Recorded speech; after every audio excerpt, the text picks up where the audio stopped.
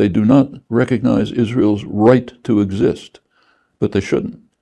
Mexico does not recognize the right of the United States to exist sitting on half of Mexico, like where we are now. They recognize the United States, but not its abstract right to exist on occupied Mexico.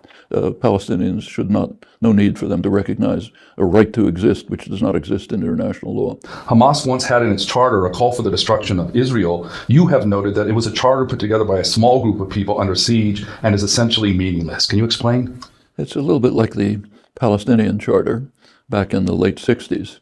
The only people who ever paid attention to it were Israeli propagandists. They love it, so they keep finding the most outrageous statements they can find, which Palestinians never paid much attention to. In this case, the Hamas Charter was, as you say, a couple of people put it together in the middle of the Intifada. They're under harsh attack.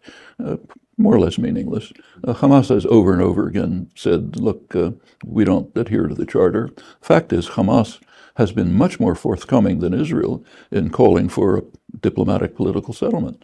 Hamas has supported the international consensus on a two-state settlement. I'm not praising Hamas. There's a lot to criticize about Hamas. They're brutal in many ways, very harsh.